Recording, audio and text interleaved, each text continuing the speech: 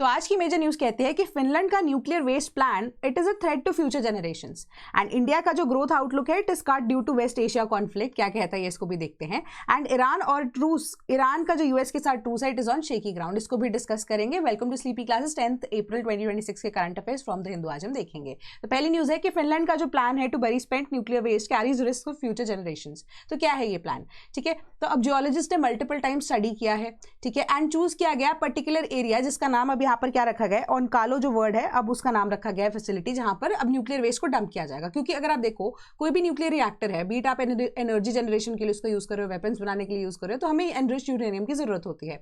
यही enriched uranium जो है सर्टेन टाइम के बाद अब क्या होता है कि वो अब न्यूक्लियर वेस्ट की तरह बन जाता है, but it is still radio active. तो उसकी रेडियो एक्टिविटी को कंटेन करने के लिए स्पेशलाइज्ड फैसिलिटीज में इसको स्टोर किया जाना चाहिए एंड उसको स्टोर करने के लिए बीनीथ द ग्राउंड जगह चूज की, जिसको ऑनकालो बोला जा रहा है, यानी कि इसका केव मतलब होता है इन फिनिश लैंग्वेज। तो इसका काम 2004 के अंदर शुरू किया गया था। उसके बाद से आप देखो कि अब एक्चुअली में ये जगह कौन सी है जहां पे ये फैसिलिटी को बिल्ड किया जाएगा, दैट इज ओलिकिलोतो, ठीक है, जो कि एक डेंसली वुडेड एरिया है एंड जो इसके बिल्कुल नियर बाय टाउन है 15 किलोमीटर्स की विसिनिटी के आसपास, वहां पे 9000 लोगों के आसपास की पॉपुलेशन है। तो ये प्रोजेक्ट का जो अब आप देखोगे amount that is 1 billion euros और 1.2 बिलियन डॉलर्स का ये प्रोजेक्ट है। जल्दी से जल्दी ऑपरेशनल हो सकता है, बस लाइसेंसेस की वेट कर रहे हैं। तो इसके अकॉर्डिंगली अब यही जगह की चूज की गई, जगह इसलिए चूज की गई क्योंकि जो फिनलैंड के 5 ऐसे न्यूक्लियर आप कह सकते हो एनर्जी जनरेशन के जो प्लांट्स हैं उनमें से 3 इसी की विसिनिटी के आसपास है। तो वहां पर न्यूक्लियर वेस्ट जो पहुंचाना रिलेटिवली आसान होगा, ठीक है। तो आइसोलेशन में है ये फ्रॉम सिविलाइजेशन एंड मैनकाइंड,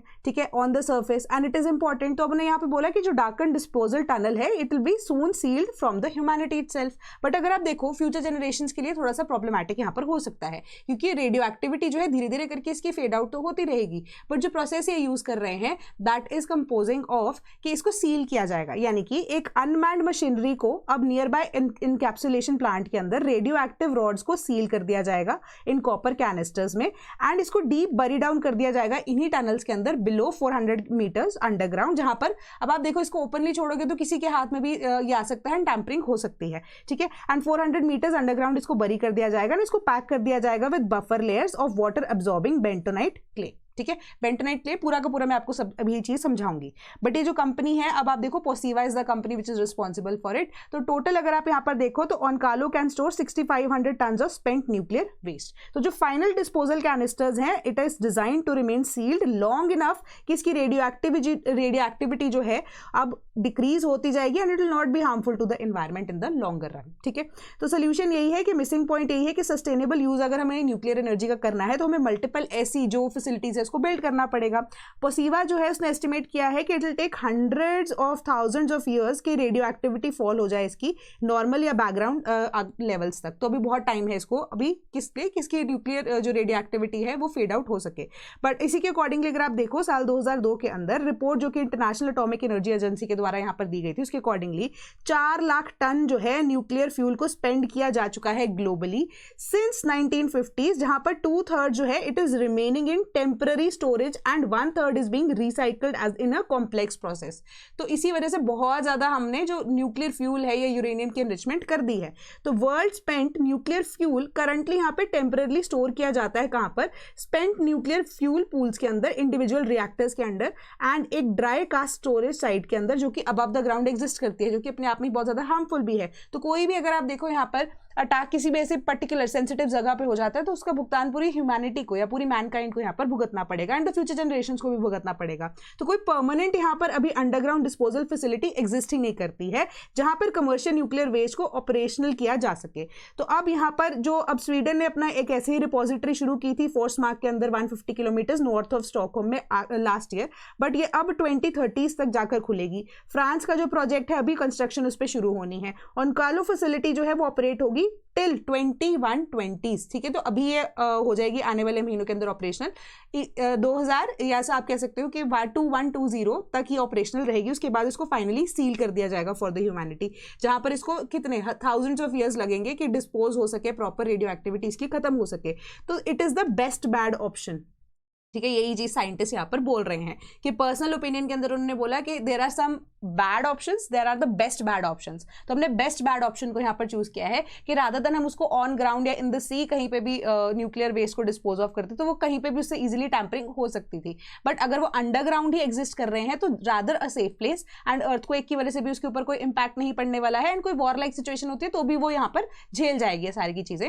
तो this is the best bad option that we can pursue and we are going to pursue it. तो ये चीज यहाँ पर हो रही है कि होप यही है कि जो स्लो प्रोसेस है that most of the radioactive material जो है वो डिके हो जाएगा by then, but there are uncertainties to it. उन्होंने भी अपनी तरफ से 100% गारंटीज इस चीज को लेकर नहीं दी है। तो यहाँ पे यही है कि वल्नरेबल है फॉर सैबोटाज अगर हम उसको ग्राउंड पे छोड़ देते हैं एंड डेकेड्स के अंदर जो स्पेंट फ्यूल है उसको डिस्चार्ज किया जाता है फ्रॉम अ रिएक्टर ताकि जो रेडियो एक्टिविटी है इट इज ट्रांसपोर्ट ना हो सके रेडियो एक्टिविटी। एंड जो रीप्रोसेस करना है इस प्रोसेस में, अगर आप देखो न्यूक्लियर प्रोसेसेस के थ्रू, अगर हमने बताया ना अभी यहाँ पे न्यूज आपको ये चीज कहती है कि 2/3 जो है वो अबव द ग्राउंड यहाँ पर हमारे पास जो रेडियो एक्टिव मटेरियल अवेलेबल है 1/3 को रिसाइकिल किया जा रहा है, रीयूज किया जा रहा है। वो प्रोसेस जो है बहुत ज्यादा हेफ्टी प्रोसेस है, ठीक है, टायरिंग प्रोसेस है, लंबा प्रोसेस है, उस चीज को यहाँ पर हम भी परस्यू नहीं कर सकते बिकॉज द प्रोसेसिंग या reprocessing is very difficult and उसके अकॉर्डिंगली रिमेनिंग अगर आप देखो इवेंचुअली जो मेन रेडियो एक्टिव कॉम्पोनेंट है इट विल डिके। तो इसी के ऊपर हम ये होप लेकर चल सकते हैं कि फाइनली ये जो प्लान है the best bad option that will work for us, ठीक है। ये सिंपल सी न्यूज है आपकी।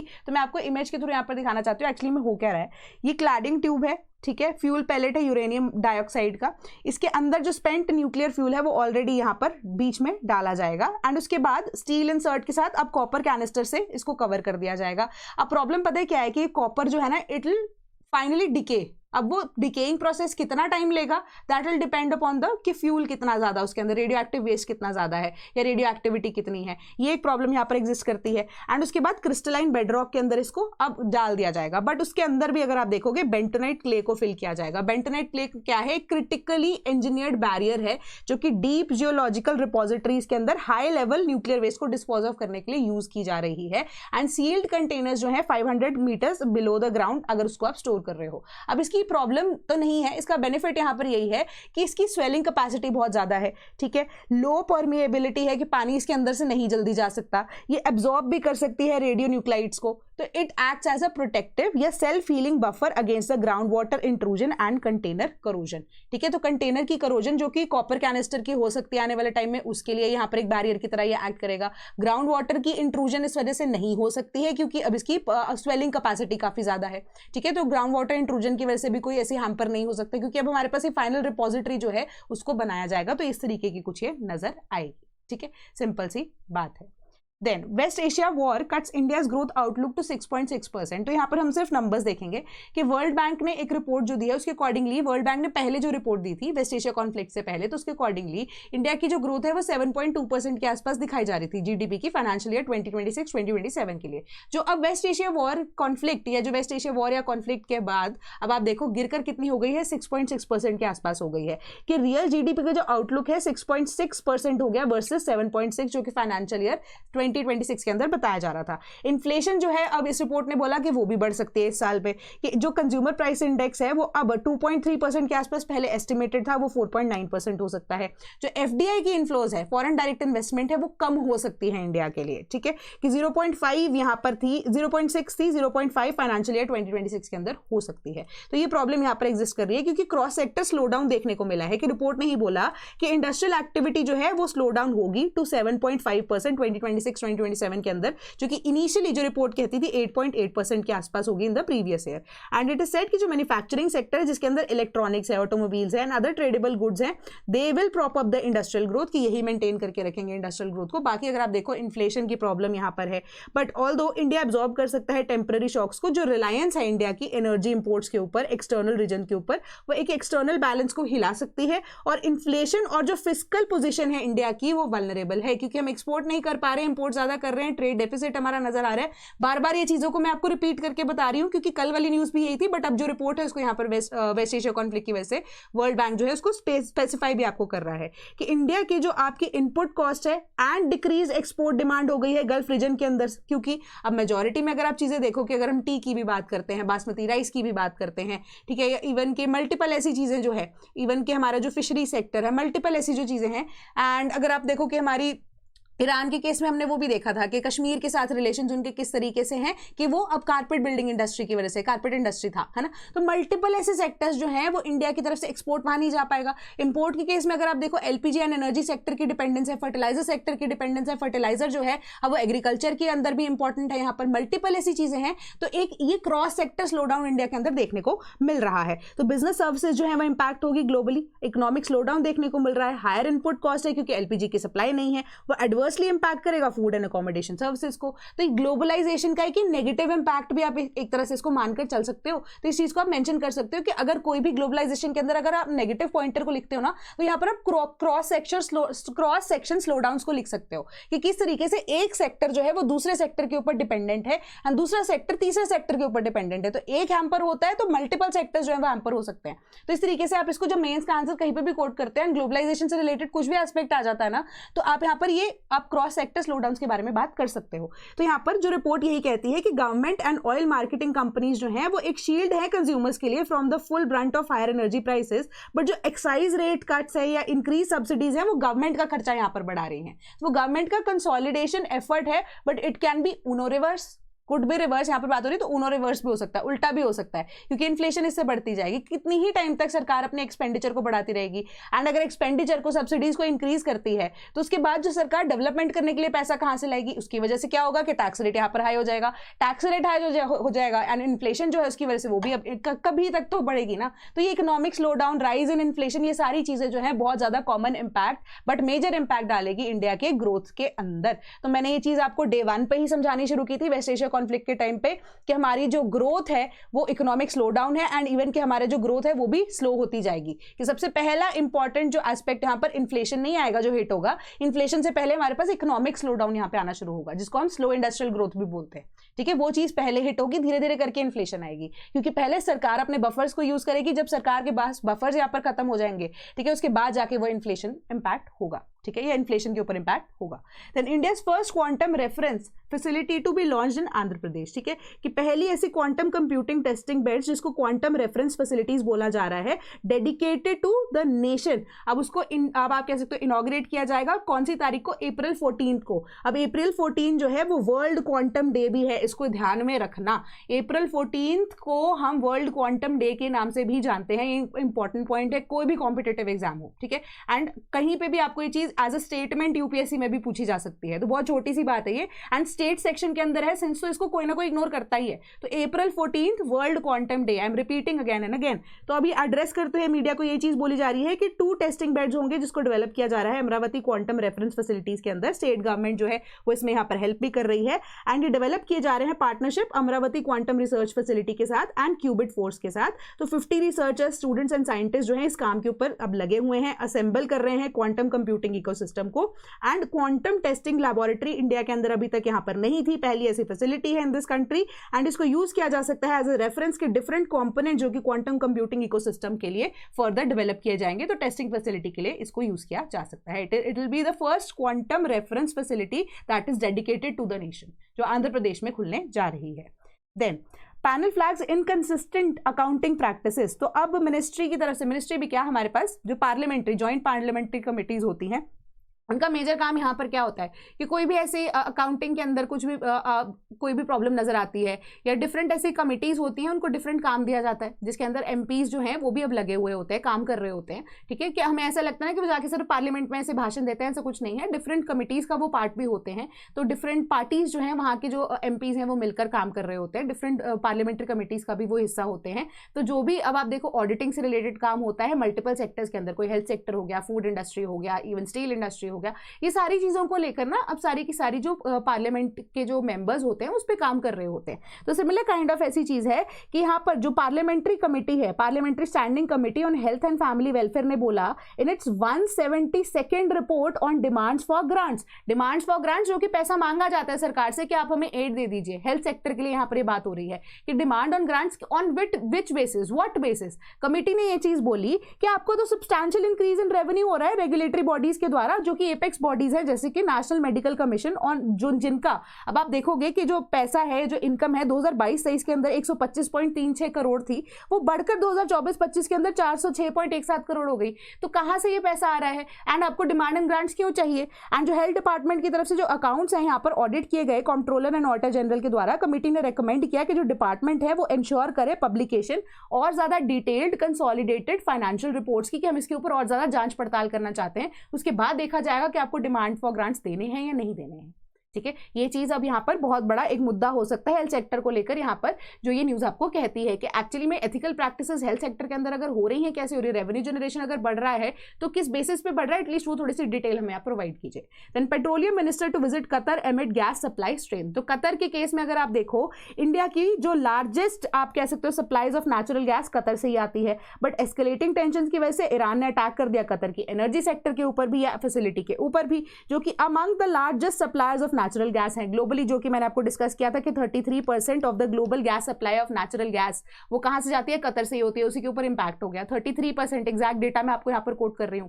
ठीक है, 33% के आसपास। एंड इंडिया की डिपेंडेंस कितनी थी? 50% थी for natural gas on Qatar. ठीक है, ये डेटा वापस से मैं रिपीट कर रही हूँ इन केस अगर आप भूल गए हो तो प्रोडक्शन हॉल्ट यहाँ पर हो चुका है कि अब एक फोर्स मेजोरे को इम्प्लीकेट किया गया, जिस वजह से यहाँ पर हॉल्ट कर दी गई प्रोडक्शन एलएनजी के केस में। तो अब बांग्लादेश के मिनिस्टर जो है वो भी इंडिया विजिट किया उन्होंने, और उन्होंने रिक्वेस्ट किया कि इंडिया जो सप्लाई करता आ रहा है हाई स्पीड डीजल जो है 5000 टन जो है इंडिया ने सप्लाई किया mid West Asia conflict, but 2007 onwards India ने हमेशा हेल्प किया है बांग्लादेश की एंड सप्लाई प्रोवाइड की है। तो इंडिया को अपनी डोमेस्टिक डिमांड को भी फुलफिल करना है। ठीक है, प्लस अब बांग्लादेश जो है वो भी डिपेंडेंट ऑलमोस्ट इंडिया के ऊपर हो चुका है फॉर दिस। तो इंडिया की तरफ से जो मिनिस्टर है उनका कतर विजिट करना एंड बोलना कि यही चीज कि हम ऑल्टरनेटिव्स को तो ढूंढ रहे हैं, बट कतर की तरफ से अगर कोई सप्लाई यहाँ पर पॉसिबल हो सकती है उसका पहले ब्यौरा लिया जाएगा एंड ऑल्टरनेटिव्स अगर ढूंढने की जरूरत है तो उस चीज को भी ढूंढा जाएगा। ऑब्वियस सी बात है, रिसेंट वीक्स में भी we have supplied energy products to Bangladesh also, तो हमारी डोमेस्टिक इंटरेस्ट जो है वो इंटैक्ट है अभी फिलहाल के लिए, उन्होंने ये चीज बोली है। तो ये मल्टीपल चीजें हैं कि क्वेरी यही चीज को लेकर डिस्कस होती जा रही है, बट इंडिया जो है अपनी वो खुद की डिमांड को फुलफिल कर पाएगा या नहीं,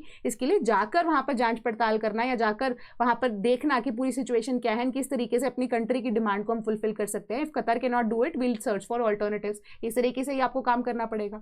ठीक है, then work begins on 21 kilometre bullet train tunnel in Mumbai. ठीक है, तो जो अब assembly of tunnel boring machine जो है उसने कमेंस कर दिया है काम। 5 किलोमीटर का काम ऑलरेडी हो चुका है। 16 किलोमीटर लॉन्ग टनल जो है वो अब बांद्रा कुर्ला कॉम्प्लेक्स एंड सावली जो कि घनसौली के आसपास है इन महाराष्ट्र, वो काम शुरू हो चुका है। अहमदाबाद बुलेट ट्रेन प्रोजेक्ट इसको बोला जा रहा है। National high speed rail cooperation limited, जो कि एक इंपॉर्टेंट चीज है इसके अंदर। अब ये मुझे बताओ, कल के क्वेश्चन का आंसर सिर्फ एक बच्चे ने दिया मुझे कि मिनी रत्ना है, महारत्ना है। जब मैंने आपसे पूछा था आप किसी ने आंसर नहीं दिया, सिर्फ एक ही बच्चे ने आंसर दिया। शाबाश है उस बच्चे को। ठीक है, कि एटलीस्ट कोई वीडियो तो सुन रहा है।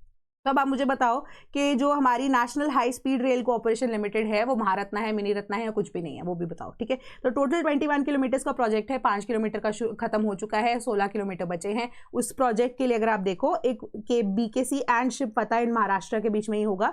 जो टनल है वो इंडिया का first 7 kilometre long under sea tunnel beneath the Thane creek यहाँ पर ऑपरेट करेगी। तो out of 21 kilometre 5 kilometre tunnel जो है वो बनाई जा चुकी है न्यू ऑस्ट्रियन टनलिंग मेथड को यहाँ पर यूज करते हुए। ठीक है, सिंपल सी बात थी। Then Philippines opens key coast guard base in disputed South China Sea. South China Sea बहुत ज्यादा एक्टिव एरिया है यहाँ पर। हम देख रहे हैं कि फिलीपींस की तरफ से भी वहां पर कुछ ना कुछ चलता जा रहा है। चाइना जो है अपनी डोमिनेंस वहां दिखा रहा है। ठीक है, तो अब इसके अकॉर्डिंगली जो अब आपको बस इतना पता होना चाहिए, डिस्प्यूटेड जो अब कोस्ट गार्ड बेस है वो कहां पर है, दैट इज इन आप कह सकते हो पाग सी, या जिसको हम थीटू आइलैंड भी बोल रहे हैं, जिसको हम पाग असाबी बोलते हैं। तो अब आपको यहाँ पर स्ट्रेटेजिकली मैं पोजीशन बता दूं, जिसको थीटू आइलैंड या पाग असाबी बोला जाता है, and it is a part of Spratly Islands. It is not equivalent to Spratly Islands, but ये स्प्रैटली आइलैंड्स का ही एक छोटा सा हिस्सा है, दैट इज थीटू आइलैंड्स या जिसको हम पागसा आइलैंड बोलते हैं। ठीक है, तो इसके एरिया के आसपास आप देखोगे कि व्हाइट बीचेस काफी ज्यादा फेमस है। ठीक है, व्हाइट बीचेस, तो ये जो ज्योग्राफिकली आपके लिए इंपॉर्टेंट है, तो व्हाइट बीचेस यहाँ पर बोला जा रहा है। ठीक है, लेगून वाले रीजन है ये बहुत सारे, तो इसको ध्यान में रखना। तो ये जो थीटू आइलैंड है इसको इस यहाँ पर बेस ओपन करना है इस टाइम पे। आप देखो तो आप स्पेसिफिकली इस चीज को समझ सकते हो कि फिलीपींस अलाय ऑफ यूएसए। ठीक है, एंड 2023 के अंदर वियतनाम के साथ भी अगर आप देखो कितना ज्यादा स्ट्रॉन्ग 569 किलोमीटर का ये एरिया है। वियतनाम के साथ 2023 के अंदर यूएसए का एक मेजर पार्टनरशिप अलायंस था, ठीक है, या मेजर पार्टनरशिप हुई थी when it comes to defence sector, ठीक है। पार्टनरशिप एज इन कि आप देखो कि डिफेंस के रिलेशन में जो टाइज हैं टू काउंटर चाइना, वियतनाम के साथ इस तरीके की डील यहाँ पर यूएसए की 2023 के अंदर मिलिट्री कोऑपरेशन की हुई थी, ठीक है। उसके बाद से Vietnam has been working closely with USA, अभी अकॉर्डिंगली यही चीज है ना। लेटेस्ट अपडेट हमारी यही कहती है, Philippines ally of USA, Japan इस टाइम पे अलाय ऑफ यूएसए, ठीक है, एंड इवन यहाँ पर Vietnam ally of USA. And उसके बाद यहाँ पर थी2 आइलैंड्स को ओपन कर देना अपने आप में ही एक चीज को ये स्पेसिफाई करता है कि ताइवान को प्रोटेक्ट करने की यहाँ पर बात चल रही है, एंड चाइना की इंटरफेरेंस फिलहाल यहाँ पर ना हो, या चाइना को आप कह सकते हो कि एक तरह से चाइना के अगेंस्ट डिफेंस को यहाँ पर यूएसए ले डाउन करने की बात करता है ना।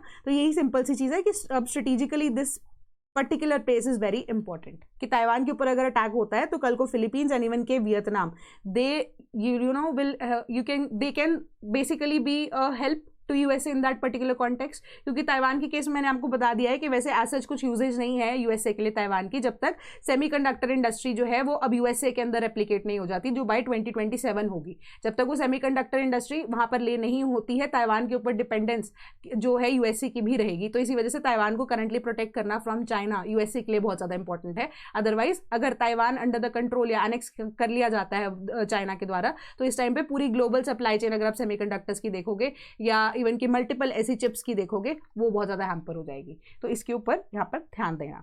Then government IT sector studying Anthropic model cyber security implication. तो इतनी बड़ी लंबी सी न्यूज़ है दोनों की दोनों, घबराने की कोई बात नहीं है। मेजर सिर्फ 2-3 पॉइंटर्स ही हैं, बाकी एक इंटरव्यू के फॉर्म में दिया गया है। तो अब क्या हो रहा है कि गवर्नमेंट जो है, इंडिया की जो गवर्नमेंट, आप देखोगे कि हमने एआई समिट को होस्ट किया, बहुत अच्छा रिस्पॉन्स आया उस चीज़ को लेकर। बट अब सरकार जो है वो खुद से ये चाहती है कि जो सरकारी प्रोसेसेस है उसके अंदर भी एआई को यूज़ किया जा सके, है ना। अब यही एक प्रोसेस के लिए अगर आप देखो तो जो मेजर अमेरिकन कंपनीज हैं, जो बड़ी बड़ी कंपनीज हैं, वही एआई को चला रही हैं। ऑल्दो वहाँ पे जो वर्कफोर्स मेजॉरिटी में काम कर रहे हैं वो कौन है, इंडियंस ही काम कर रहे हैं। बट अब प्रॉब्लम क्या है कि इंडियन गवर्नमेंट अगर चाहती है कि इनकलकेट करना एआई सिस्टम्स को, ठीक है, जो कि एक यूएसए की कंपनी है, तो it will indirectly mean dependence on a USA company. That means indirect क्या, डायरेक्ट डिपेंडेंस ऑन यूएसए। जो कि अब कोई ऐसी कंपनी है वो आपको ये चीज को प्रॉमिस करती है कि आपका डेटा लीक नहीं होगा, ठीक है, कंपनी की तरफ से मे बी डेटा लीक ना हो, बट उसकी सिक्योरिटी को यहाँ पर पूरे तरीके से जांच पड़ताल करना is the responsibility of Indian government, जो कि चाहती है कि एआई इनकलकेट हो सके इन द गवर्नमेंट सिस्टम्स, है ना। ये एक सिंपल सी बात है, पूरी की पूरी कहानी यही है। अब सपोज करो कि मैं कोई घर खरीदने जा रही हूँ, ठीक है, मेरे को एक सेकेंड पर्सन बोल रहा है कि मैं आपकी हेल्प कर सकता हूँ घर खरीदने में, ठीक है। अब वो व्यक्ति सिर्फ और सिर्फ मेरी हेल्प कर रहा है यहाँ पर घर खरीदने में, but it becomes my responsibility कि जो वो घर बिकवा रहा है वो एक्चुअली में सही है या नहीं है ना। अगर कल को कुछ यहाँ पर प्रॉब्लम उस घर के अंदर आ जाती है, कोई सीलन की प्रॉब्लम है, मल्टीपल XYZ कोई भी प्रॉब्लम हो सकती है, दैट बिकम्स माय रिस्पॉन्सिबिलिटी। वो बंदा तो यहाँ पर पल्ला झाड़ सकता है अपना, ठीक है, कि मैंने तो सिर्फ आपकी हेल्प की थी यहाँ पर, बट मेरी तरफ से ये प्रॉब्लम मुझे नहीं स्टेट की गई थी, बट हाँ अगर ये ऐसी प्रॉब्लम एग्जिस्ट करती है, I am not responsible for it, है ना। क्योंकि कल को घर के ऊपर पैसा तो मेरा लगा ना, घर के ऊपर पैसा तो ऑलरेडी मैंने लगा चुकी हूँ, तो अब उससे मैं बैकआउट भी नहीं कर सकती। एक सिमिलर काइंड ऑफ सिचुएशन यहाँ पर ऐसे है कि इंडियन गवर्नमेंट जो है वो अकाउंटिंग पर्पसेस के लिए अब एआई को इंक्लूड करना चाहती है। यानी कि इंडियन गवर्नमेंट अब जितने भी ऑडिट्स हैं उसको कंडक्ट कराने के लिए हमारे एआई को इंटीग्रेट करना चाहती है। अब वो एआई जो है वो एक क्लॉड का स्पेसिफिक वर्जन है। क्लॉड एआई सबने यूज किया होगा, अगर नहीं पता तो जैसे ChatGPT है वैसे ही क्लॉड है, ठीक है, वो भी एक LLM है, ठीक है। क्लॉड का ही एक LLM वर्जन है जिसको हम एंथ्रोपिक बोल रहे हैं। एंथ्रोपिक का जो मॉडल है साइबर सिक्योरिटी का, उसकी इंप्लीकेशंस को पहले सर्च किया जा रहा है। तो अब घर बनाने से पहले मैं खुद ही जांच पड़ताल करूंगी, ठीक है। तो सरकार यहाँ पे बोल रही है कि अगर हम अपनी अकाउंटिंग के लिए, ऑडिटिंग के लिए एआई को इनकलकेट करते हैं, जो कि क्लॉड का ही एक मॉडल है, दैट इज एंथ्रोपिक, तो सबसे पहले हम ये चीज को भी तो देख ले कि हम जो डेटा शेयर करने जा रहे हैं क्या वो सिक्योर्ड भी है या नहीं है, ठीक है। कि ऐसा ना हो कल को हम डेटा शेयर कर दें एंड वो अब कोई भी ऐसा हैकर आ जाता है, ठीक है, इवन दो कंपनी की तरफ से ऐसा कोई आप कह सकते हो लीकेजेस नहीं हो सकती डेटा के अंदर, मान लिया चलो ब्रीच ऑफ डेटा नहीं होता है वहां पर, बट कोई तीसरा व्यक्ति जो कि एक प्रोफेशनल हैकर है, क्या वो उनके डेटा में ब्रीच कर सकता है या नहीं कर सकता है।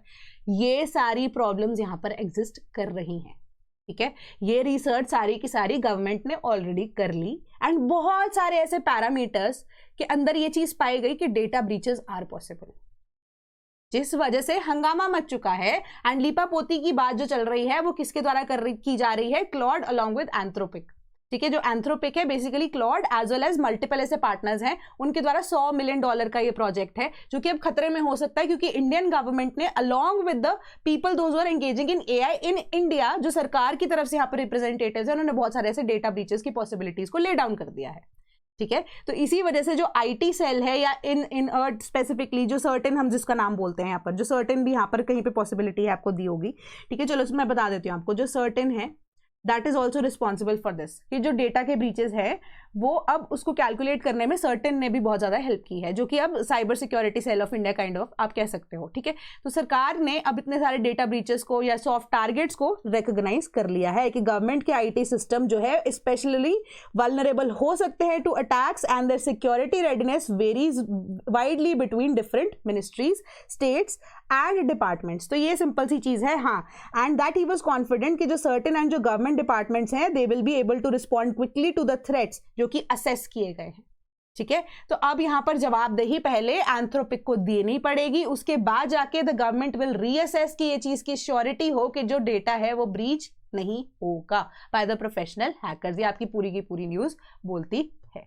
ठीक है, just the purpose of this news was कि आपको पता हो कि कौन से मॉडल्स न्यूज के अंदर है। कल को आपको ना ऐसा भी पूछ लिया जाता है, जैसे एक ना क्वेश्चन था यूपीएससी के अंदर इंटरनेट ऑफ थिंग्स को लेकर, 2 साल पहले शायद क्वेश्चन आया था, तो 2 या 3 साल पहले इंटरनेट ऑफ थिंग्स के बारे में किसी ने पढ़ा ही नहीं, उसके आप मॉडल्स को कैसे आइडेंटिफाई कर पाओगे। इसी तरीके से LLM मॉडल अगर आपको कोई दे दिया जाता है तो आप यहाँ पे आइडेंटिफाई नहीं कर पाओगे। ये ऐसे क्वेश्चन हैं जिससे आप इजिली नंबर ले सकते हो, बस आपको पता होना चाहिए दैट दे एग्जिस्ट। तो साइबर सिक्योरिटी को लेकर अगर आप मेन्स में कल को क्वेश्चन लिखते हैं, ठीक है, क्वेश्चन का आंसर भी लिखते हैं, अभी भी प्रैक्टिस कर रहे होंगे, ठीक है, वैसे अभी टाइम तो नहीं है, प्री का बिल्कुल टाइम आ चुका है, मेंस की आंसर राइटिंग अभी आप नहीं करोगे, बट चलो अब अगर कर भी रहे हो तो इन दैट सिचुएशन आप इसका एग्जांपल भी कोट कर सकते हो।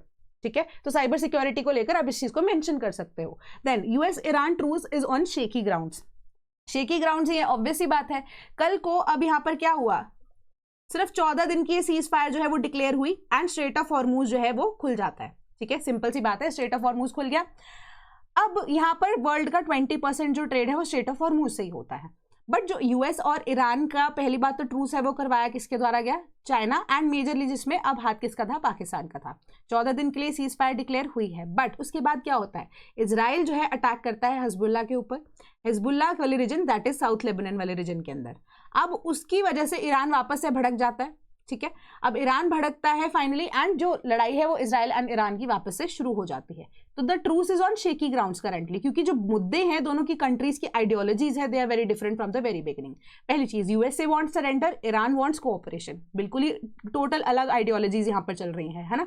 USA wants access to minerals, Iran चाहता है कि हम यहाँ पर बिजनेस डील करें, दैट इज नॉट पॉसिबल। अब हिजबुल्ला का रीजन वाला जो एरिया, हिजबुल्ला वाला जो लोगों का अब एरिया है वो एक कॉमन आप कह सकते हो कि सॉफ्ट कॉर्नर हो सकता है ईरान के लोगों के लिए। ठीक है, वो यहाँ पर प्रॉब्लम है। ईरान की यहाँ पे on the other hand economy की अगर आप बात करो, मुद्दा ही यहाँ से शुरू हुआ था कि वहां पर महंगाई को लेकर प्रोटेस्ट शुरू हुए एंड धीरे धीरे करके लड़ाई हो चुकी है इंटरनेशनल लेवल पे। तो इनिशियली जो ईरान की पब्लिक थी they were against their own government, अब वो उनके साथ यहाँ पर खड़े हैं। ऑल्दो जो सिचुएशन है, इन्फ्लेशन है, वो और ज्यादा अब वर्स हो चुकी है। ठीक है, ईरान जो है वो इकोनॉमिकली यहाँ पर प्रॉब्लमैटिक सिचुएशन के अंदर है, यूएस से जो है कंट्रोल चाह रहा है। तो यहाँ पर वीकर पॉइंट जो है वो नजर आता है। यूएसए वांटेड या यूएसए को ऐसा लगा कि हम रेप्लिकेट करेंगे वेनेजुएला वाली सिचुएशन, ईरान के अंदर भी दैट वाज नॉट पॉसिबल, क्योंकि ईरान जो है ऑटोमेटिकली यहाँ पर रिबेलियस मोड में आ गया, क्योंकि लोग यहाँ पर प्रोटेस्ट में आ जाते हैं, है ना। तो ये मल्टीपल चीजें जो है ऑन द ग्राउंड अगर आप देखो वो काम यहाँ पर पॉसिबल नहीं हो सकता। ठीक है, तो इसी वजह से अगर आप लेबनान का इशू उठा लेते हैं, लेबनान के अंदर इतने सारे लोग डिस्प्लेस हो गए हैं, ठीक है, एंड वो भाग चुके हैं अपनी जगह को छोड़कर, अपनी कंट्री को छोड़कर डिफरेंट रीजन के अंदर। तो ये प्रॉब्लम यहाँ पर क्यों है, क्योंकि एक आप कह सकते हो कि कल्चरल टाइज भी हैं, रिलीजियस टाइज भी हैं लेबनान के अंदर लोगों के साथ, ईरान के, है ना। एंड इवन के अगर आपको एक मेजर पॉइंटर में अगर बताऊं तो लेबनान के अंदर जो हिजबुल्ला की मेजर यहाँ पर बात बोली जाती है that is with respect to proxy wars. Proxy wars जो कि यमन में जैसे चल रहे यूएई एंड सऊदी के बीच में, similar kind of proxy war जो है वो ईरान चला रहा है in Lebanon in the name of Hezbollah. तो उनकी मिलिट्री ट्रेनिंग की जब हम बात करते हैं वो भी कहाँ पे चलती है, वो भी ईरान के थ्रू यहाँ पर पैसा जो है फंड किया जाता है to people in South Lebanon region, जिनको हम हिजबुल्ला रीजन, हिजबुल्ला के लोग बोलते हैं, है ना, तो वो इजराइल के अंदर यहाँ पे प्रॉब्लम क्रिएट कर रहे हैं। एंड इवन कि अगर आप देखो यहाँ पर जो पैलेस्टीन गाजा का इशू है वो भी एक सिंपल बात है कि शियाइट कम्युनिटी जो है उनको भी यहाँ पर ईरान सपोर्ट करता है, जो कि अब लेबनान वाले रीजन के अंदर रहते हैं। तो ऐसे मल्टीपल चीजें जो है वो प्रॉब्लमैटिक यहाँ पर हो सकती हैं। इवन कि यहाँ पर चबाहर पोर्ट को लेकर मुद्दा आ सकता है आने वाले टाइम में, उसकी डेवलपमेंट को लेकर यहाँ पर मुद्दा आ सकता है।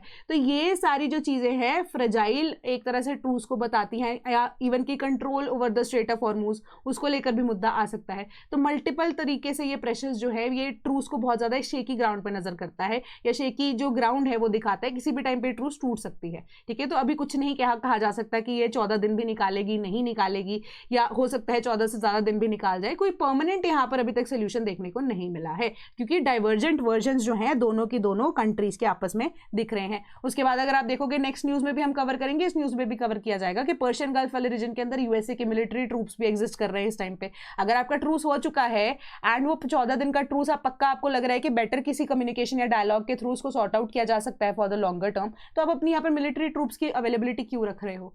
ठीक है, तो ये सारी चीजें प्रॉब्लमैटिक हैं अभी के कॉन्टेक्स्ट में कि इजराइल ने स्ट्राइक किया है in Lebanon that sparks condemnation from rights bodies. यही चीज की मैं बात कर रही हूं कि इजराइल के जो इवन मेजर जो चीफ यहाँ पर इजराइल की तरफ से जब हिजबुल्लाह के ऊपर अटैक किया गया तो उनके जो चीफ है उनकी भी यहाँ पर मौत हुई है, जिसकी वजह से बात की जा रही है। बट सबसे इंपॉर्टेंट चीज है इजराइल ने अटैक किया है ऑन सिविलियन एरियाज।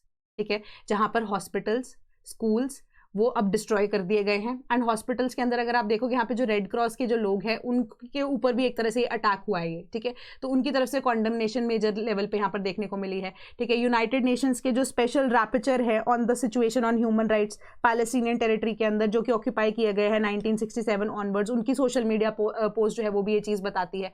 तो मल्टीपल ऐसी इंटरनेशनल बॉडीज के थ्रू, उनके रिप्रेजेंटेटिव्स के थ्रू इस एक्ट को कंडेम किया गया है एट द इंटरनेशनल लेवल। तो रिस्पॉन्ड किया गया unprecedented escalation by Israeli military also.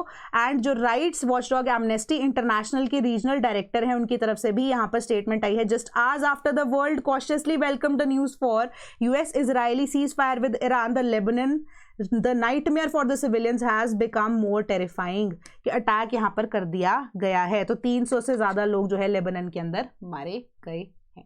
ठीक है, कि इजराइल ने इशू किया है वार्निंग्स एंड डिस्प्लेसमेंट कि कवर करेंगे अप्रोक्सीमेटली 14% ऑफ द लेबनान को, जिसमें होल रीजन आ जाता है south of the Zahrani river, जो कि अब मोस्ट ऑफ बेरूत की southern suburbs and part of the Bekaa region के अंदर आता है।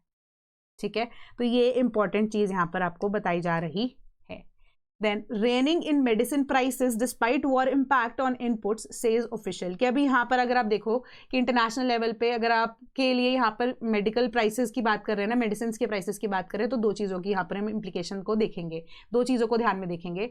पहली चीज़ यहाँ पर बात हो रही है वेस्ट एशिया कॉन्फ्लिक्ट की। दूसरी चीज़ जो कि आपकी न्यूज़ में मेंशन नहीं की गई है, जो मैं अपनी तरफ से आपको बता रही हूँ, उस एडिशनल पॉइंट को ध्यान में रखना कि 100% जो टैरिफ लगा दिया गया यूएसए के द्वारा किसके ऊपर, जितनी भी पेटेंटेड ड्रग्स थी। तो मैंने आपको इस टाइम पे ये भी बताया था कि इंडिया उस सिचुएशन में अभी सिक्योर्ड है क्योंकि यूएसए को हम सप्लाई करते हैं क्या, जेनरिक ड्रग्स। तो इस वजह से भी इंडिया के अंदर अगर हम एक्सपोर्ट भी कर रहे हैं वो भी प्रॉब्लम नहीं आएगी। ठीक है, अभी के लिए जो मेडिसिन की प्राइसेस की जब हम बात कर रहे हैं कि जो केमिकल्स एंड फर्टिलाइजर्स की तरफ से यहाँ पर कोई major rise in prices pharmaceutical drugs में तो देखने को नहीं मिला है वेस्ट एशिया वॉर की वजह से, जो कि ग्लोबल सप्लाई चेन सम एसेंशियल इनपुट्स के लिए पर्टिकुलरली सॉल्वेंट्स की जब हम बात करें या एक्टिव फार्मास्यूटिकल इंग्रेडिएंट्स की बात करें उनके ऊपर थोड़ा सा इंपैक्ट यहाँ पर देखने को मिल रहा है। बट इंडिया के पास अभी इतना ज्यादा हमारे पास स्टॉक अवेलेबल है कि कोई भी ऐसा इंपैक्ट हमारे फार्मास्यूटिकल सेक्टर के ऊपर करंटली नहीं होगा। इन केस अगर आप देखो कि राइज इन प्राइसेस फर्दर भी होता है तो बफर्स हमारे पास एग्जिस्ट करते हैं कि जो प्रोपिलीन हो गया, अमोनिया हो गया, मिथेनॉल हो गया, वो की सॉल्वेंट्स हैं फार्मास्यूटिकल इंडस्ट्री के अंदर एंड जिसकी सप्लाई जो है वो अफेक्ट जरूर हुई है। ब्यूटेनॉल की रिक्वायरमेंट है स्मॉलर क्वांटिटीज में सर्टेन एंटीबायोटिक्स के लिए। प्रोपिलीन की जब हम बात कर रहे हैं मोस्ट क्रिटिकल इनपुट है क्योंकि इसको यूज किया जाता है आइसोप्रोपिल अल्कोहल के अंदर एंड आइसोब्यूटिल बेंजोल प्रोजेक्ट जो है प्रोडक्शन जो है वो मेडिसिन के लिए, जैसे कि आइब्यूप्रोफेन एक significant share of propylene supply जो है वो अब BPCL, Kochi and Mumbai refineries के द्वारा सप्लाई किया जा रहा है, जो कि मेजर मैन्युफैक्चरर है ऑफ आइसोप्रोपिल अल्कोहल के, जिसमें हम सैनिटाइजर्स की बात करते हैं स्पेसिफिकली। ठीक है, जिसका मेजर इंडस्ट्रीज के अंदर, ऑपरेशंस के अंदर यूज होता है, हॉस्पिटल सेक्टर में, फार्मास्यूटिकल सेक्टर में बहुत ज़्यादा इसका नेसेसरी यूज यहाँ पर देखने को मिलता है। तो अनइंटरप्टेड सप्लाई यहाँ पर हो रही है कि जो हमारी जो डिपार्टमेंट है या मिनिस्ट्री है, they are working in coordination with the ministry of petroleum and natural gas कि अनइंटरप्टेड अवेलेबिलिटी रहे एसेंशियल इनपुट्स की फार्मास्यूटिकल मैन्युफैक्चरिंग सेक्टर के लिए भी, ठीक है। एंड मिथेनॉल सप्लाई जो है एक ऐसा एरिया है जहां पर Assam petrochemicals and Gujarat Narmada fertilisers and chemicals ने एग्री किया है कि हम एडिक्वेट क्वांटिटीज में आपको सप्लाई प्रोवाइड करते रहेंगे। एंड अवेलेबिलिटी, अगर हम मिथाइलेटेड अमोनियम प्रोडक्ट्स की बात करें तो इसमें इंटरमीडिएट्स को या इंटरमीडिएट्स को यूज किया जाएगा मेडिसिन के लिए, जो कि क्लोजली मॉनिटर किया जा रहा है। एंड जो एल्यूमिनियम की सप्लाई है फार्मास्यूटिकल पैकेजिंग फेस्ड कंस्ट्रेंट्स के लिए, तो उसकी जो सप्लाई है वो रिस्टोर करने की बात की जा रही है एंड नॉर्मलाइज हो जाएगी 1 हफ्ते के अंदर ही। तो ये एक इंपॉर्टेंट चीज है, ठीक है, कि ब्यूटेनॉल जो है स्मॉलर क्वांटिटीज में एंटीबायोटिक्स के लिए। अगर आप प्रोपोलिन की बात करें तो क्रिटिकल सबसे ज्यादा क्यों है, क्योंकि हम आईपीएस से बनाते हैं।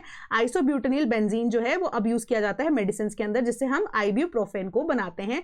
एंड यही जो सप्लाईज है हमें डिफरेंट कंट्री से भी आती हैं, बट करंटली हमारे पास खुद से इतनी सप्लाई अवेलेबल है। तो ये इंपॉर्टेंट चीजें हैं। अमोनिया की जब हम बात कर रहे हैं, अगेन हम अमोनिया तो खुद से ही आप मैन्युफैक्चर करने की बात कर रहे हैं ना, एलपीजी से भी, यानी इवन कि नेचुरल गैस से भी, नॉट एलपीजी, नेचुरल गैस के थ्रू, है ना। तो ये मल्टीपल चीजें जो है वो अब केटर की जा रही हैं। Then Indian team to visit US this month to discuss trade deal currently stuck in limbo. Limbo में ही तो स्टक है ये, क्योंकि फरवरी के अंदर डिसीजन लिया जाना था इंडिया और यूएसए की डील के ऊपर, बट वेस्ट एशिया कॉन्फ्लिक्ट की वजह से एंड इवन की जो टैरिफ्स है, जो कि सुप्रीम कोर्ट ऑफ यूएसए ने यहाँ पर घोषित कर दिया था कि जो ट्रंप के द्वारा टैरिफ्स लगाए गए हैं वो बिल्कुल भी सही तरीके से नहीं लगाए गए, तो ट्रेड डील वहीं रुक गई। उसके बाद वॉर शुरू हो जाती है एंड फाइनली इस मंथ के एंड में, अप्रैल के एंड में, they have decided a date कि जो इंडिया की डेलीगेशन है they will visit USA and finally discuss करेंगे कि क्या इंटरेस्ट है एंड फाइनली क्या डिसीजन लिया जाना चाहिए एंड कौन सी जो हमारे पास जो डील होने वाली है कौन से सेक्टर के साथ यहाँ पर डील करेगी। एंड सबसे बड़ी बात कि हमारी एक्चुअली में ये डील जो है होगी भी या नहीं यूएसए के साथ, ठीक है, क्योंकि टैरिफ को लेकर मुद्दा भी हो सकता है। Then Trump makes up with Sahel juntas with focus on US mineral interest. पहले ये न्यूज, अभी नहीं, नेक्स्ट न्यूज पहले देख लेते हैं। US military to stay deployed near Iran. सबसे बड़ी बात कि अब ईरान में जो स्ट्रेट ऑफ हॉर्मूज है, समवॉट यहाँ पर है हमारा स्ट्रेट ऑफ हॉर्मूज, ठीक है, स्ट्रेट ऑफ हॉर्मूज यहाँ पर है, ठीक है, अब वो खुल चुका है, ऑब्वियस सी बात है, वर्ल्ड का 20% ट्रेड वहां से होता है, बट यूएस की मिलिट्री जो है अभी भी पर्शियन गल्फ वाले रीजन के अंदर डिप्लॉयड है, ठीक है। एंड द रीजन ट्रंप और USA is giving behind it is कि हम देख रहे हैं कि एक्चुअली में कि ईरान की तरफ से कोई कंट्रोल अभी फुली ओपन हुआ है या नहीं हुआ है, कि हम अपनी जो लोगों की या जितने भी अब वेसल्स हैं उनकी सेफ्टी एंड सिक्योरिटी की वजह से यहाँ पे प्रेजेंस दिखा रहे हैं, ठीक है। तो ये सिंपल सी बात थी कि 2 हफ्ते का ये सीज फायर है एंड एक स्पेसिफिक वर्ड उन्होंने बोला कि सीज फायर जो है वो एक परमानेंट सोल्यूशन यहाँ पर नहीं नजर आ रहा until a permanent deal is struck, ठीक है, कि मतलब अभी भी पॉसिबिलिटी है कि यूएस से जो है अपनी बात मनवाने की यहाँ पर कोशिश कर रहा है कि कोई परमानेंट या real agreement is the actual word which Trump used, कि जब तक वो फुली कंप्लाइड विद अगर नहीं हो जाता तब तक हम यहाँ पर जो मिलिट्री की डिप्लॉयमेंट है इन द पर्शियन गल्फ रखेंगे, ठीक है, सिंपल सी बात है। अब दूसरी न्यूज पे आते हैं कि ट्रंप ने जो सहेल हुंताज के साथ with the focus on US mineral interest जो है वो एक वापस से शुरुआत की है। देखो, क्योंकि अब जो सहेल रीजन है उसके अंदर कंट्रीज आप देख लो, यहाँ पर सेनेगल, देन मॉरिशियाना हो गया, अल्जीरिया, माले, बुर्किना फासो, ठीक है, ये सारा का सारा जो रीजन आपको ऑरेंज के अंदर दिख रहा है, this is the Sahel region, ठीक है।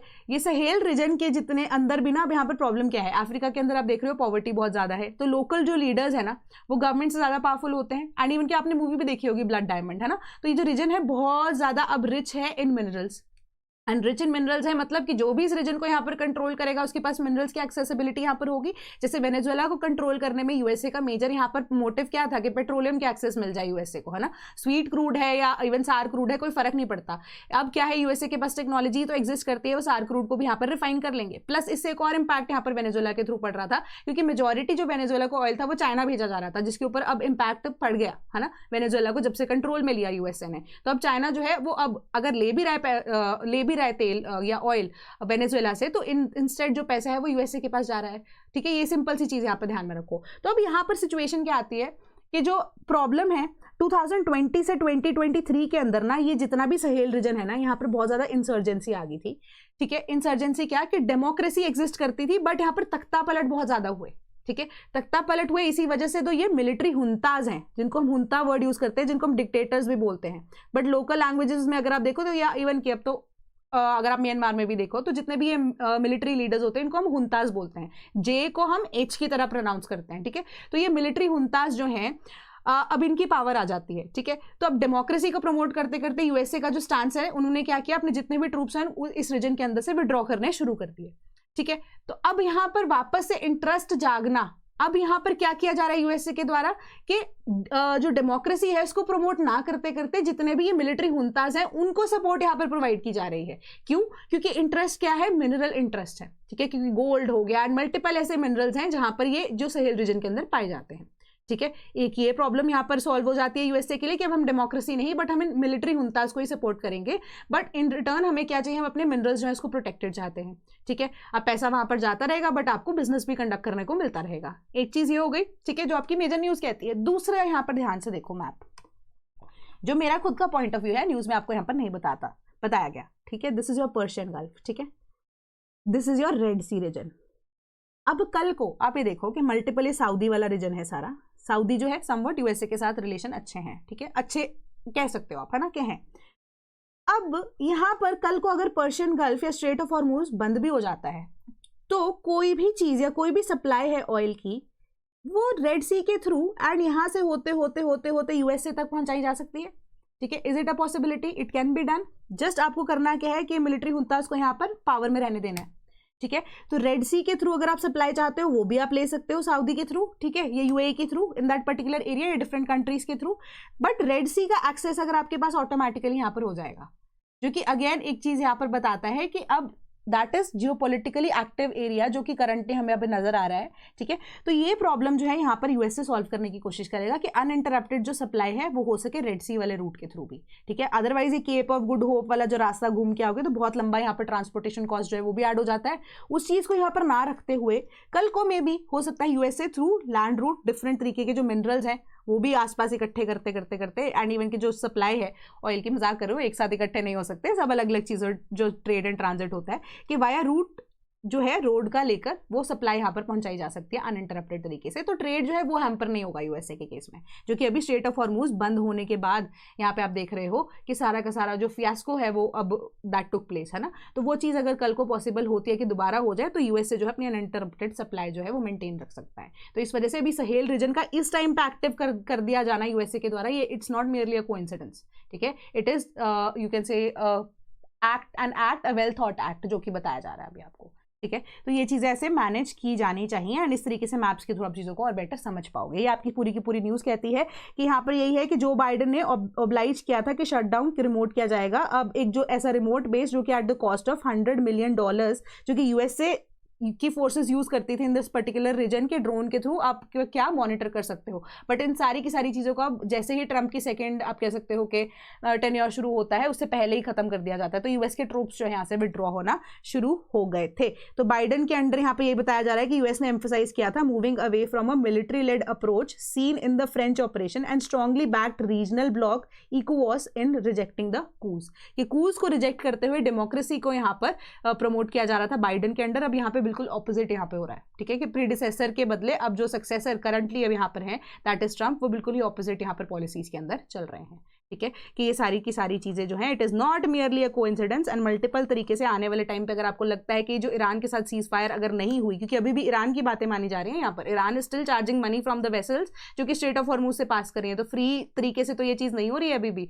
ठीक है, तो अगर कल को ईरान के साथ किसी भी तरीके से यहाँ पर प्रॉब्लम क्रिएट होती है स्ट्रेट ऑफ हॉर्मुज पे, तो ऑल्टरनेटिव्स यहाँ पर यूएसए ऑलरेडी पहले ढूंढ के बैठा है।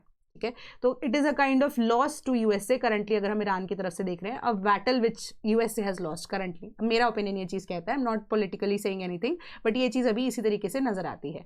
ठीक है, तो ये ही आपको पूरी की पूरी बात मुझे बतानी थी, समझानी थी कि तभी ये सहेल जो रीजन है इसको वापस से एक्टिव किया जाएगा। ठीक है, तो ये आपकी सिंपल सी न्यूज़ कहती थी। तो आज की न्यूज़ का सिलसिला यहीं पे खत्म होता है। If you wish to become a part of the sleepy family तो आप हमारी वेबसाइट www.sleepyclasses.com पर विजिट कर सकते हैं, या आप हमारे टोल फ्री नंबर 1800-890-3043 पे भी कॉल करके जो कोर्सेज की इंक्वायरी कर सकते हैं। cp.class@gmail.com पे हमें ईमेल भी कर सकते हैं। कमेंट सेक्शन में जरूर बताइएगा अगर कोई डाउट होता है आपका। अदरवाइज टेलीग्राम ग्रुप जिसका लिंक आपको डिस्क्रिप्शन बॉक्स में मिल जाएगा, वहां पर भी आप अपने जो डाउट्स है उसको पूछ सकते हैं।